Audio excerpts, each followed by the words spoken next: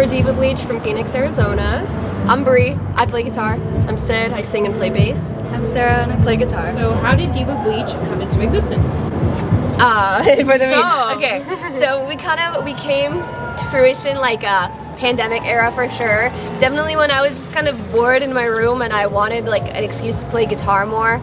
At the time I started watching this Netflix documentary about how Charlie XCX created this girl band called Nasty Cherry. I literally watched one episode and I texted Sid and was like, let's start a band. So we got to writing, and then once we started like being show ready, we realized we needed another guitar player, so we brought Sarah in. And the rest is history. So your first EP, No Fun, dropped Friday, March 18th. What can you tell us about it? It's our very first EP. We released a few singles before it. So yeah, we're really excited. Each song is super different, like content-wise, which is cool. It kind of takes you on a journey. It's an emotional roller coaster, definitely. Yeah, I mean, we put a lot of work into that. I mean, a lot of days in a row. Oh my god, yeah. Yeah, it's great to have it finally out. So your sound is sparkly pop rock, but you cover pretty heavy topics. In your perspective, what song will stick with your listeners the most? So I think definitely our last song on the EP called Pillowcase. That one is about me losing my childhood pet, and it's just heartbreaking. Yeah. Literally, when she brought this to practice, I made that first little guitar bit, and then she's like, oh, I already have words for it, and I'm just like crying by the end of it, and I'm like, why the fuck did you do this to us? Yeah. I'll cry at practice. Just that song, it hits me. I miss my dog. I love my cat. Yeah, for me, it like not only talks about like losing your pet, but also like it's your childhood pet, so it's like, oh, I'm really growing up. Like, yeah, when you spend, it's like losing a person. When you spend that much time with someone, sometimes it's even more intimate. So speaking of the lyrics, what's your writing process? What comes first, the lyrics or the music? Typically the music. Either like Sarah or Bree or me will write a guitar riff, and then I'll go home and put some lyrics over it, and then yeah. Typically the lyrics come last. Yeah, we'll come up with the guitar part, and then I'll come up with like a melody, and then put lyrics over it.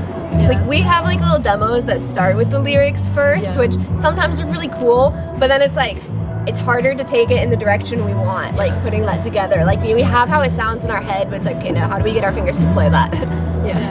Well, when it comes to like the music part, is it more like a collective thing then? Like, do you guys sit together and just like kind of write it out, or? I would say it kind of depends on the song. Yeah, a lot of times it'll either be like Sarah has a whole demo that she has and she brings it to practice, or for me it's a lot of pieces. I'll be like, oh, I wrote this little part, and then they'll expand off of it. So it just kind of depends who brings what on what day.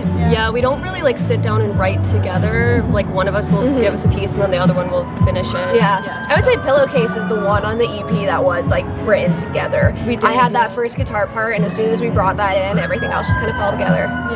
So you're currently on your first tour. What has that been like? It's been so cool.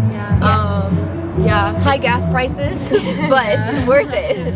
It's been really fun. Each show has been so different. We've got to meet a lot of really cool people. Yeah. Oh yeah. A lot of fans too, which is awesome. Like, it's crazy going to a show like outside of our hometown and people like kind of know who we are and know our music. Like, it's like, you're here for us? Literally, you're here for us. Like anytime someone says that, it's like, no way. It's astounding. It's been cool fun to meet like faces behind like TikTok and Instagram handles. Yeah, they're like, oh, I comment that. It's like, oh, I know that. Yeah. Do you feel like each crowd is very like receptive in a different way, or totally, 100%. Last night was cool because the crowd kind of like talked with us a little bit, which was fun. You know, it was just kind of like as we were talking between songs, they were kind of responsive. The night before, everyone was just kind of like, you know, just there having a good time. Yeah. So different levels of interaction, but there's been good energy every night so far. Yeah. Got to play Jenga with some fans. Yeah, that was really fun. I lost. I don't know if you guys have been asked this. Like, what's the story behind your name? Okay, I love telling the story. Yeah. Okay. So I worked front desk at a music school a couple years ago, and one day one of my coworkers, James, comes in. He's one of the music teachers there, and I had always been talking about starting a band or being part of a band because I'd never been part of one before. And he comes in one day and he was like, Sydney, I just thought of like the best band name, and like I want to give it to you. Like whenever you start your band, like I just want you to have it. And I was like, okay, what is it? And he was like, Diva Bleach. I was like, that sounds cool. So I held on to it for a couple years, and then once she It was hit me a up, gift. I was like, I have a band name. What's next for Diva Bleach? We have a couple demos like ready to record right now. One of them is about going to the beach, so we're hoping to release that in the summer. Yeah. A lot of summer vibes coming up. Definitely, we want to release another EP this year, a couple singles, and we would love to go on another tour. Yeah, a playing longer as much tour. shows as we can, going more places. Quit our jobs. That's the goal, number one.